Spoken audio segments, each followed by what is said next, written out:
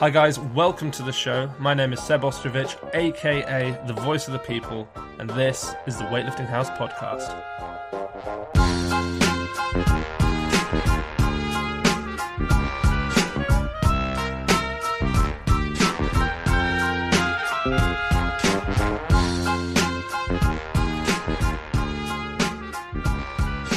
This week on the Sinclair Countdown, we have a very exciting show with weightlifters you have all heard of, some of the absolute legends of the modern era, world records, Olympic champions, perhaps the best episode of the series so far actually. Two of these lifters have battled head-to-head twice, both own world records in the same weight class, one with a career that is coming to an end, the other whose career might kind of only just be beginning. We also have a lifter who separates them not only by Sinclair, but by over 3 decades. The three lifters I'm talking about, the three lifters I'm so excited to talk about are Nijat Rahimov, Oleksandr Pervy, and Lu Xiaojun. So, before we get started, I just want to mention again, Weightlifting House barbells are now available. They still have the 10% pre-order discount, so you can find those on weightliftinghouse.com. If you're interested in a bar or know anyone who is, then please do mention them. Let's start with one of the current greatest talents in weightlifting. At number 32, the 77-kilo Kazakh lifter, Nijat Rahimov. Now, 3 years ago, I doubt that almost anyone listening had heard of Rahimov, though now he is one of the more popular lifters in the world, and one whose legend will almost certainly increase to heights I am almost unable to imagine over the coming years. If Rahimov improves over the next quad and manages to achieve results similar to those he has managed in training, he'll become completely untouchable in the modern era of middleweight lifters. So enough about what he might well do in the future. Let's talk about what he has done. Like several athletes who now represent Kazakhstan, Rahimov was actually not born there. He was born in Azerbaijan in 1993 and spent the first half of his competitive career competing there before becoming a Kazakh citizen, the country for whom he now competes. But Rahimov is still very young, with only 4 international competitions under his belt, 2 of which were as youth and junior lifters, only 2 as a senior lifter. Despite Rahimov's brilliance, 4 competitions, 3 gold medals, his career has not come without controversy, mainly around drug use.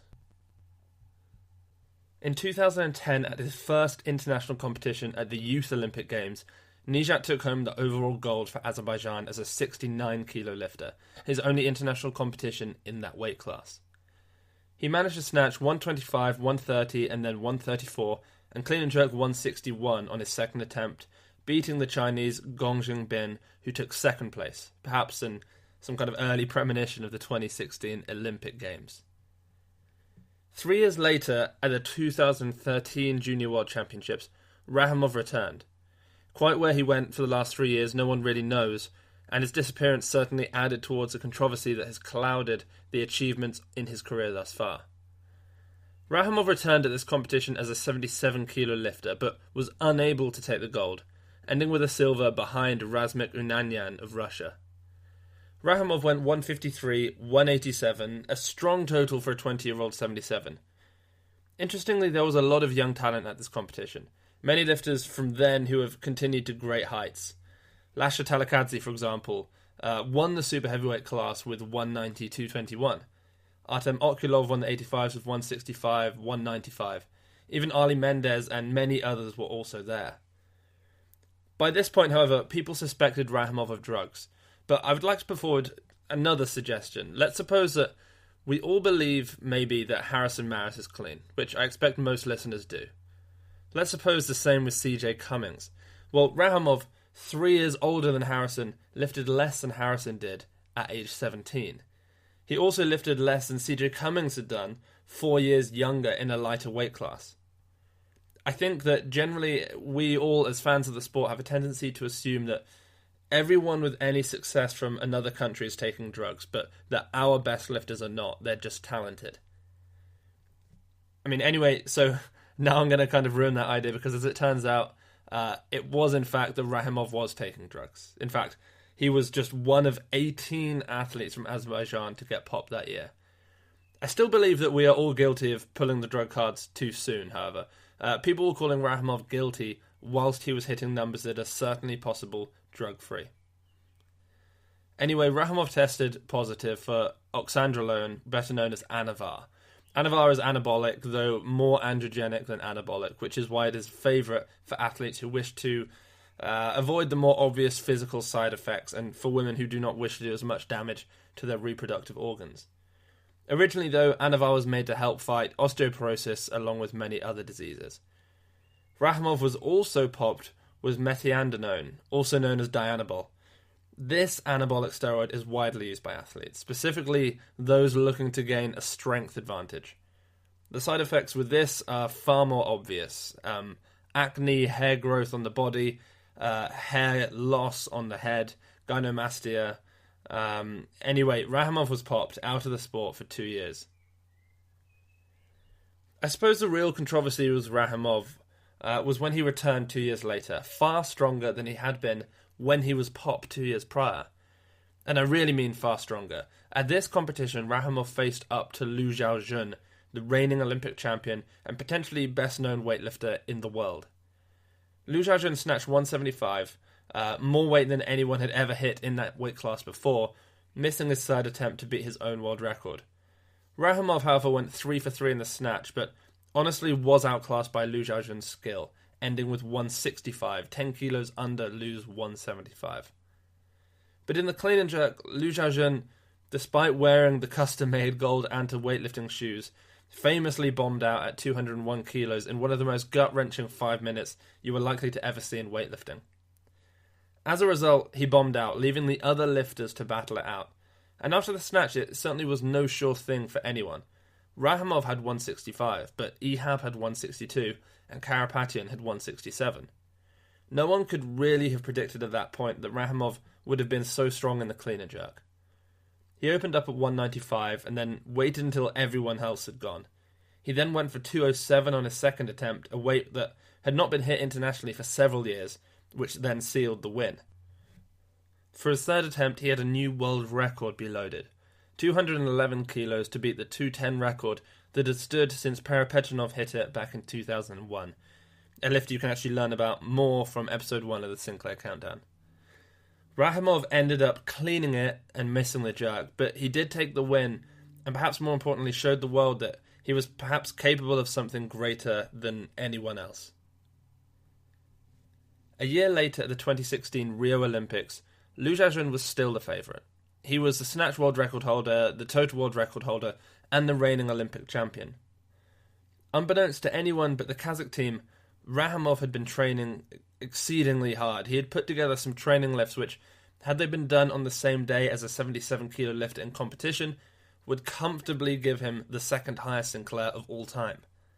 In training, Rahimov had snatched 180, 15 more than we had ever seen him do in competition, and 4 kilos over the world record at the time, and equal to the most weight that Lu Xiaojun had ever hit in training, or at least as far as we know. But more impressively perhaps, Rahimov had clean and jerked 217 kilos, 7 kilos over the world record. Of course, Rahimov, his coaches and his teammates kept this quiet, and so Lu Xiaojun, and quite frankly myself and the rest of the world included, had no idea just how strong Rahimov had become. In the snatch portion, Rahimov made 165 in his second attempt, missing 168 on his third. 2 other lifters also made 165, but Lu Xiaojun snatched 177, furthering his own world record, but now 12 kilos above Rahimov. At this point, it was truly unimaginable that Lu could be beaten.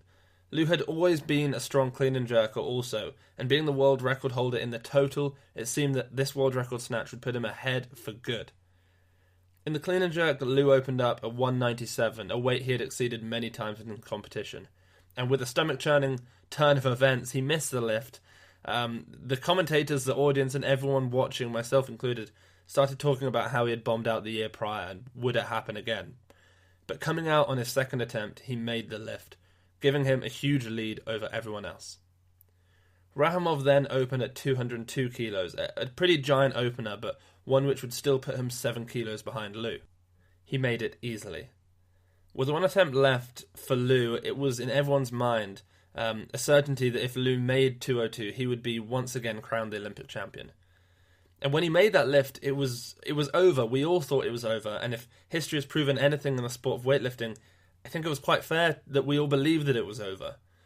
Lu Xiaojun celebrated, his coaches celebrated, even the commentators essentially announced his victory. Rahimov would have needed a 12-kilo jump to equal Lu's total and win on bodyweight. A 12-kilo jump would have put him at 2:14, a 4-kilo world record, one of the most untouchable records in the books. But of course, no one knew that Rahimov had done 2:17 in training. No one could imagine that someone could lift so much at that bodyweight. And as Rahimov came out, the crowd went silent. Rahimov cleaned 214 kilos effortlessly, and then he put it overhead, and he held it just long enough that the judges gave him a down signal. But had he held it under control, everyone remained silent. Rahimov himself did not celebrate. Everyone just waited. And when suddenly the white lights were shown, the entire weightlifting world erupted, and Rahimov himself also erupted in some kind of traditional Kazakh dance on the platform. A sensational performance, one of the greatest upsets in the history of the sport. We have not seen Rahimov compete since then. Whether he is really even training anymore, I don't know. With Kazakhstan only able to send one male athlete to the World Championships in 2018, there is absolutely no certainty that Rahimov will be chosen, especially with Ilya on the comeback. Rahimov's performance of 165, 214, and a total of 379 kilos gave him a Sinclair of 475.7 and a place at number 32 on the Sinclair list.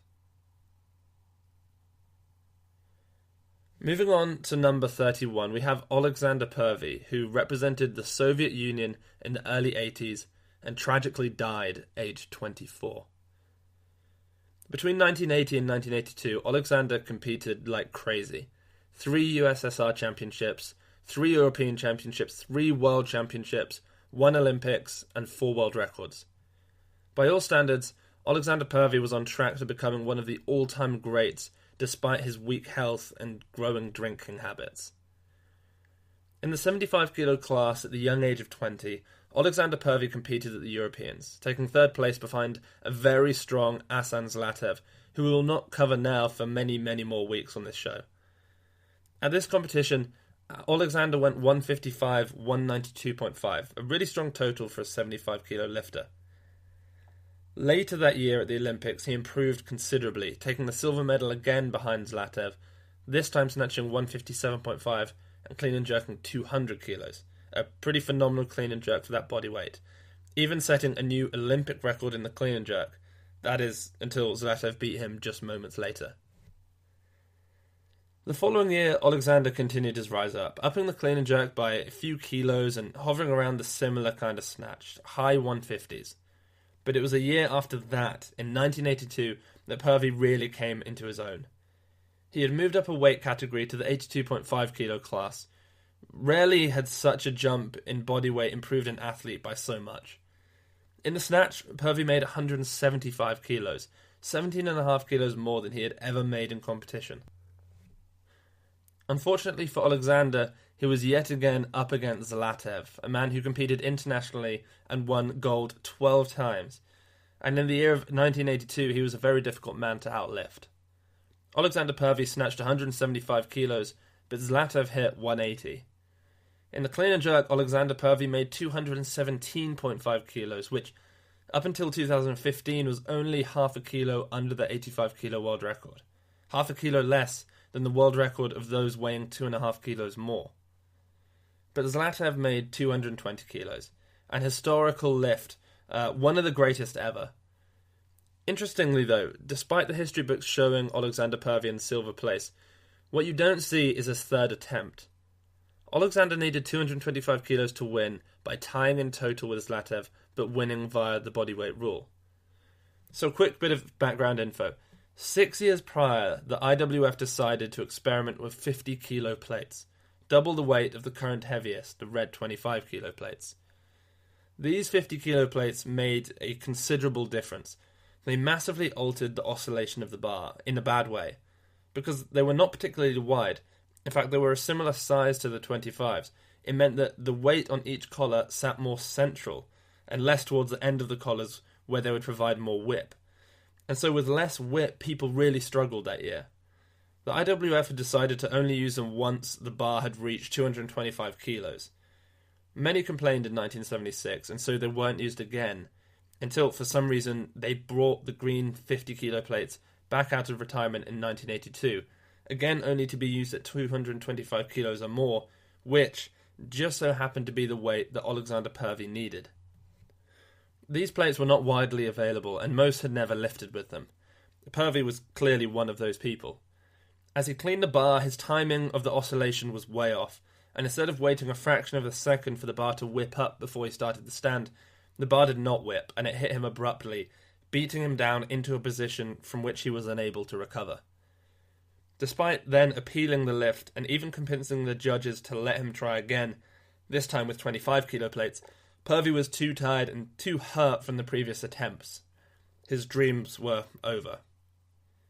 This was the last time we saw Oleksandr Pervy, and as fate would have it, one of the last times anyone would see him. A few months later, in early '83, in part due to his increasing drinking habits, he would suffer his first heart attack aged 23, which forced him to retire from professional sports and the army in which he was enrolled. This tragic event gripped Oleksandr Pervy, sending him into a spiral of deep depression and further alcohol abuse. By 24 years of age, Oleksandr had had another heart attack, this time fatal. The 24-year-old died. A weightlifting legend who has been forgotten by most, his performance in 1982 against Latev ought to be remembered, as it was one of the most impressive feats of strength ever demonstrated by a human. His 175-217.5 performance as an 82.5 kilo lifter gave him a Sinclair of 475.9. Hopefully this will bring his name back to life so that he can sit amongst the legends of the sport where he deserves to be.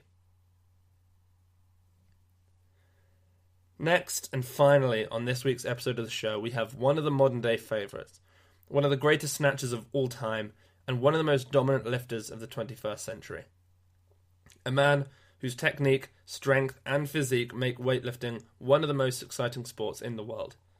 The man I am talking about is, of course, the sensational 77-kilo Lu Xiaojun of China. I remember years ago finding out that the most searched weightlifting term on allthingsgym.com by a substantial margin, like more than twice that of anything else, was Lu Xiaojun. There is something so incredible about him. He has perfected the snatch beyond measure. Not only is he physically the strongest 77 in the world and maybe ever, I don't think many people would dispute that, he has channeled all that strength and power into the pinpoint precision necessary to dominate a weight category for nearly a decade. Lu Xiaojun has single-handedly, and I really mean single-handedly, taken the snatch and total world record up year by year, making him undoubtedly the king of the 77-kilo weight class. In China, athletes receive monetary prizes for world records. If someone was therefore good enough, it would be clever of them to only ever beat the world record by a kilo each time, rather than by a huge amount. This way, they could continually receive these government rewards. Well, that is exactly what Lu would do.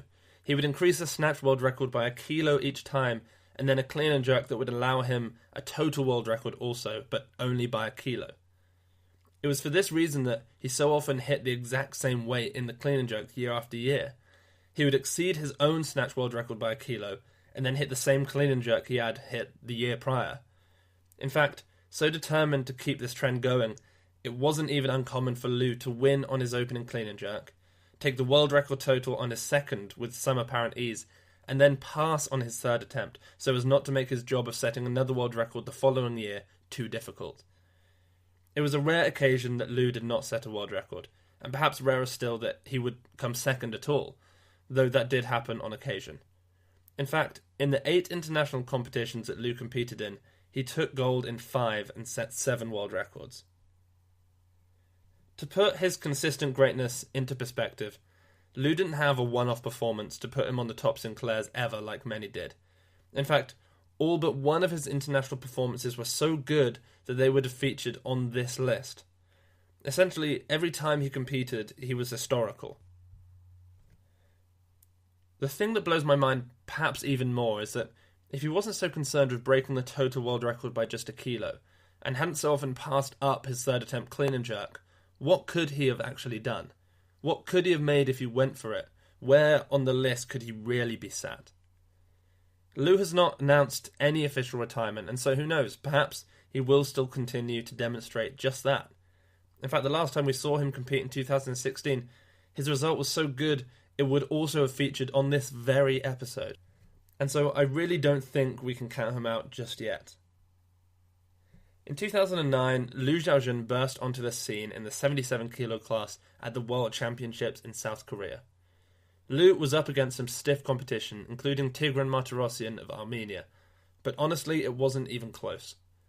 Lu set a world record in the snatch with 174 kilos, 4 kilos more than Tigran, and then clean and jerk 204 kilos, another 4 kilos more than Tigran, and setting a new world record in the total. This 204 kilo clean and jerk kind of became a staple weight for Lu. As the snatch went up by a kilo, he would hit this 204 regularly to further his total world record. And so, after his first ever competition, he had become the greatest the weight class had ever seen. The following year, in 2010, marked the only time in Lu's performance that was not worthy of the Sinclair countdown. He did, of course, snatch 170, something he never failed to do, but he missed 175 for a new world record. This meant that Tigran was just about able to beat him in the total, having improved his own snatch at 173 kilos. But the following year, Lu once again missed the 175 kilo snatch, a weight he was determined he would one day hit. And so, along with his 170 snatch, he clean and jerked 205 kilos, which was actually the most we ever saw from him internationally in the clean and jerk. And for the first time ever, he had a shot at a world record in the clean and jerk. He had to do this if he wanted a government bonus. And so, easier than anyone had ever done it, Lu managed to clean 211 kilos, and despite it being very close, he wasn't able to make the jerk. Still, he won, finally again becoming the world champion. A year later in 2012, Lu headed to his first ever Olympic Games. He was perfectly peaked for this competition and truly dominated. Finally, he made that 175 kilo snatch to extend his own world record, even taking a shot at 177, which he was unable to make. He then, once again, clean and jerked 204 kilos to extend the world record total again. 19 kilos over second place, 2 world records, 2 Olympic records. Lu Xiaojun was now an Olympic champion. In 2013, just 1 year later, Lu would finally peak. As had become somewhat routine by that point, Lu snatched phenomenally, making 176 on his third attempt, another world record. He had now taken the world record from 173 to 176, just a kilo at a time. This year, he was in the greatest shape. He was already 13 kilos up after the snatch. 196 kilos as an opener in the clean and jerk solidified him an easy win. 204 kilos, the classic 204 kilos, gave him another world record total. And then he passed on his third attempt. This is a moment I would love to go back to see what he could have done. He was so strong at this competition, and I'm confident that he could have absolutely destroyed his own world record total had he decided to go for it. But he didn't. And so this performance, this seemingly easy, controlled, almost underachieving performance of 176-204 would give him a total of 380 kilos, 21 kilos above anyone else, and a Sinclair of 476.3, placing him at number 30. In the following years, Lu would continue to compete, but problems with his jerk made this world record-holding legend look beatable for the first time. He was able to further his own world record snatch one more time, this time at 177 kilos at the Rio Olympics, now a full 4 kilos above the standard that the previous generation of lifters had left it. As I mentioned at the start of the episode, the 2016 Olympics looked like a turning point in the 77 kilo class. Lu Xiaojun's phenomenal performance was beaten by Nijat Rahimov, a man who might become the next big thing. As I also mentioned previously, Lu has not actually retired, and so who knows, perhaps we will see the middleweight king return in the coming year or two to defend his reign. Lu Xiaojun is a true legend of the sport. His competition lifts and his training lifts, which include a 180 kilo snatch and a 220 kilo bottom-up overhead squat, have inspired a generation of lifters, myself included. From poverty to incredible heights, perhaps it is no wonder that Lu chose to break world records by a kilo at a time to make the most of the monetary rewards. From a childhood of poverty living in a family of farmers, Weightlifting was his only way to escape the rural poverty and provide a way out for his family. And that concludes this week's episode of the Sinclair Countdown, episode number 8. Guys, I hope you enjoyed this one. Next week we have, if you don't want to know, then block your ears. We have some absolutely, I'm just looking at it now. We have some insane athletes to come. We have Ilya Ilyin, Hussein Rezazadeh, and Boris Saragin.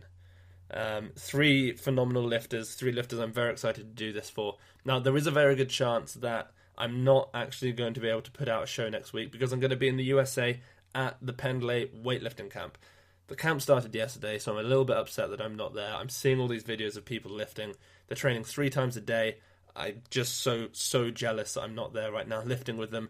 But my flight is in 36 hours. Less actually, 30 hours, something like that. So I'll be there soon. I'm incredibly excited to get there and train.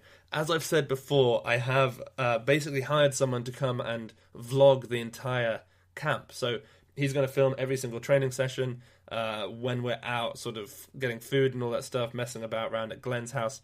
So those are going to be turned into vlogs and put up on the Weightlifting House YouTube page. So if you want to see those, make sure you subscribe to Weightlifting House on YouTube.